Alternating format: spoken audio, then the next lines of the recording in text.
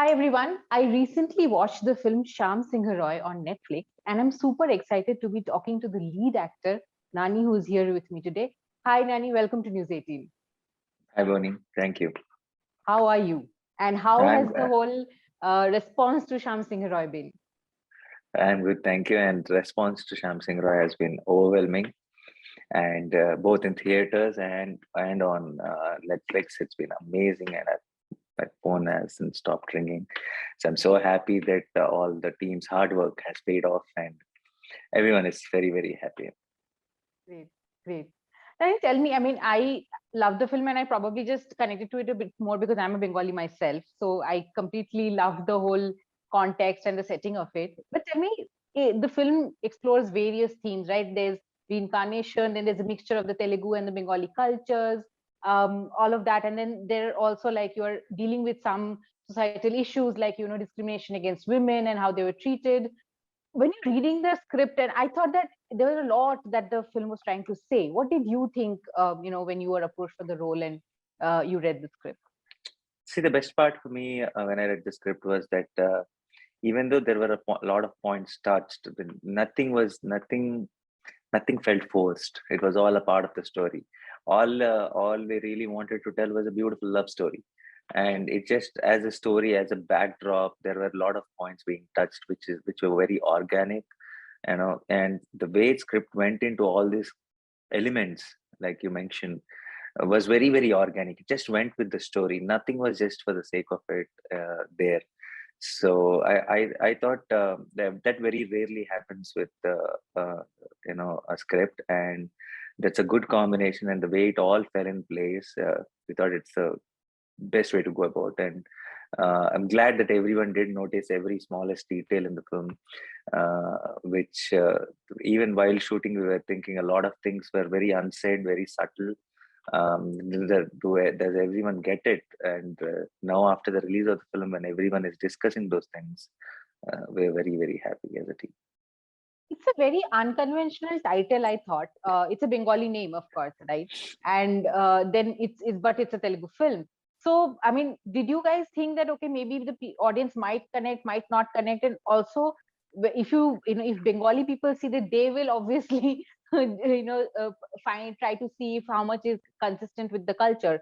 Did you have those kind of apprehensions that everything needs to be right and, the way it is? Yeah, definitely. We thought that everything needs to be right and perfect, but no apprehension, because I think that is what makes the whole journey very challenging and exciting. At the same time, unless you want to show something new, try something new, you will never be able to deliver something great. If you play safe, I think then even the result or the film will be at some mediocre level only. Only when you take that plunge, you will be able to deliver something memorable. And we were always confident that we are doing a very special film, and glad that the result also matched our expectations. Right. Tell me how you went about doing the whole like change in look from the modern day to the 70s, and that to like a Bengali man. I mean, I know when I saw you for the first time in the second look, I was like, is this the same person? So tell me, how did you manage to, pull that off? Actually, it was very clear with the script itself, the way the script was written, all the detailing. I kind of like how Sham is in the film. I kind of imagined exactly that kind of a look when I heard the narration itself. Glad that we were able to crack a similar look. Which I was just a lot of times the imagination doesn't have any boundaries, right? So you imagine something and then it doesn't turn out to be the same thing on screen. But with Sham, I think I was lucky that whatever I've seen in my head, Sham looked like that, and all the a lot of mannerisms, a lot of things I think were also mentioned in script, which made it easier for me. Like Sham was a left-hander, and the way he's like a chain smoker. So all those things kind of made me understand who Sham is, how his body language is, how he would have looked, how he would have walked, or how he would have talked. So all these things, and the kind of tiniest details Rahul mentioned in the script made it very easy for me to understand who Sham is. And also I think that shows now when you watch the film, you kind of know that this actor kind of has a clear picture of who Sham is. But I think the reason I have that clear picture is because of the script and the detailing in the script. Right. These days, obviously, we're talking about, especially because of OTT, there is no such boundary as such, one film releasing in only one region and only certain language people watching it, right? So everybody's watching all kinds of content these days. And in the past 2 years, so many South films have released on OTT. And now we are also seeing in theaters in various states, South films are doing so well. So, you've been part of the industry for such a long time, so many blockbuster hits. How do you see this trend? I mean, a film like Shyam Singh Roy, which already has like a different culture kind of imbibed into it and people are relating to it, uh, what do you think as an actor that this content expansion that has happened, what is your opinion on that? I think it's a huge boon that we are able to show our films to all the film lovers across the country, whichever language. Now, thanks to social media, if there is a good film in Malayalam, I get to see a post about it. I get to know about it. Someone tweeting about it or someone talking about it. Oh, there's a film like this released in Malayalam or some other language. Oh, it's supposed to be good. I get to know that information. And thanks to OTTs and all the digital upgradation now, whatever happened, that once I hear that name, that this film is good in some other language, I get to see it also. I get to go check where it is available and I get to watch it. So thanks to the technology, we're able to do that. And this actually is taking the film uh, to much wider audience. And so even the filmmakers are aware of this and they know that they really don't need to plan a pan-India film. All they really need to do is a great film, and the film will automatically become a pan India. Like when a film is really good, I think people from different states from every language will come watch it with the subtitles. And now people are also used to watching films with subtitles, so they're also preferring to watch the film in its original language than watching it in a dubbed voice or something, because that kind of takes away the feel of the film. So all this is actually making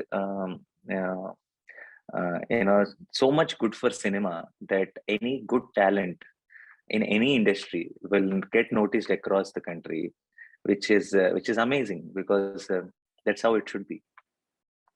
Right. We're also seeing a lot of great films from the South being either remade in Hindi, or many actors starting their work in like Bollywood. Jersey is obviously one of the most talked about remakes that's coming up, and you were the original hero. You did not want to do the remake as well? No, there was never an idea to do a remake or anything. It all started off. Let's see, we just wanted to do an amazing film called Jersey, and we did it, and we got all the love.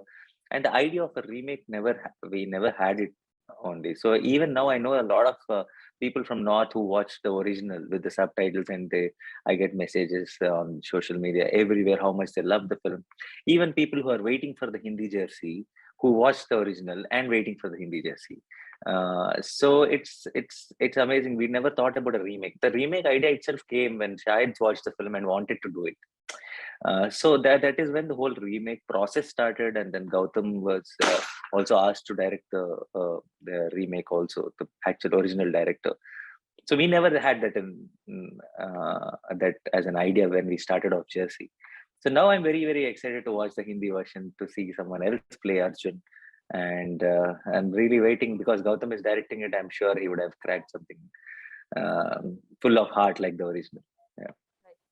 But Nani, you're so famous and successful, having done so many films in so many years now. I'm sure you've gotten Bollywood offers. Why haven't you taken up one yet? I wanted to do something which makes sense to me. Sense in the sense, like, why? But there are so many amazing actors in Hindi. So if someone is coming to me, I need to see a point why. Just for not for the I can't do for the sake of it, or for some reason, because in Telugu I have a market, then I will do Telugu film itself, right? So why a filmmaker will come to me with a certain role, and also the script, and also how exciting it will be for me to actually stop. I do back-to-back films in Telugu. To stop something here and actually go there and do something, there should be a proper reason. Just for acting in a one Bollywood film, I don't want to do that. I want to be very organic when it happens. So I never took up anything so far. Right. I was actually watching one of your interviews where you said that you never intended to become an actor. You never thought you can become an actor and somebody would actually buy a ticket and watch you in a cinema hall. You wanted to be a filmmaker because you thought, okay, that's something I can do. Has that changed now after so much success? And now do you think you're a legit star who people really do buy tickets and watch? Initially, actually, I wanted to be an actor as a kid. Hmm. But after there's some maturity and a little understanding of surroundings, then I thought, oh, it's impossible. I don't know anyone from the industry, or I don't have any godfathers or someone to support me. Or so how will I become an actor? I'm not even like this quintessential hero material, like tall and good looking and stuff like that. So I was like not very sure. That is when I decided I don't want to be an actor, because I don't think I can be an actor. And then I thought I'll go direct films. For that, you don't need any support and all that. All you need is some talent, and then you need to work, get some work experience and stuff. But yeah, destiny got me back into the acting. And initially, for the first film, like you said, I had all the doubts of who will watch me, who will come to the theater and watch me. I wouldn't go watch myself, like buy a ticket and go, is what I used to think.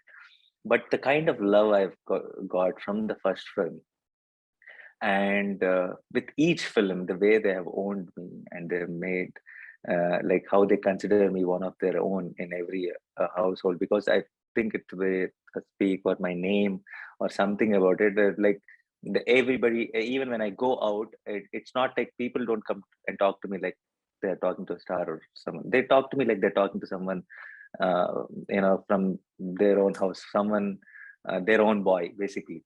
So that kind of gave me so much of confidence, and now I don't have all those doubts. I've seen immense love coming from them, and then I had back to back hits non-stop at every point of.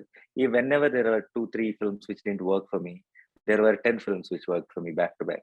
So I know that I don't know exactly what, but I know something is working, and I know there are people who really like me and want to see me do good work. So I'm just focusing on it right Amazing, amazing. So, what next? What is the next goal or next step?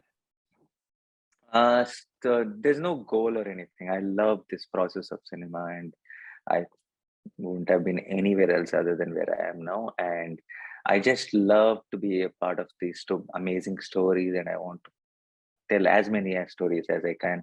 I'm so happy with what I'm doing right now, and very, very exciting work is going to, come out soon. Also, the kind of scripts I'm getting, the kind of films which are in pipeline. So I'm not really looking at what I want, what I should be, where I should be. I'm really enjoying this whole process, and I just hope I'm busy like this and I'm doing what I really love. Right, right. Just one last question. Since we were talking about the content being consumed all over the country and various people now watching because of OTT or movies releasing in other states, do you have a conscious thought about reaching out to more audiences, or are you happy with the way your films release or the career that you've had so far? I'm very, very happy. I'm very content, and I know, I know the moment don't think about all these things, and I just concentrate on my work, that itself will take me places, and that's how it has been from the beginning of my career. I never really thought I'll be here in this place where.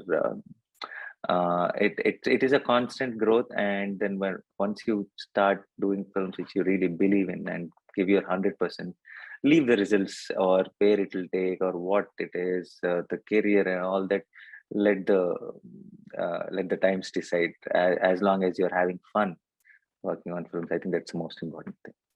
Great, great, amazing. And I hope you continue to have fun and give us so many more entertaining films to watch. Thank you. I'll do my best. Thank you. Thank you. Thank you so much. And lovely talking to you. Bye. Same here, Bonnie. Bye. Bye.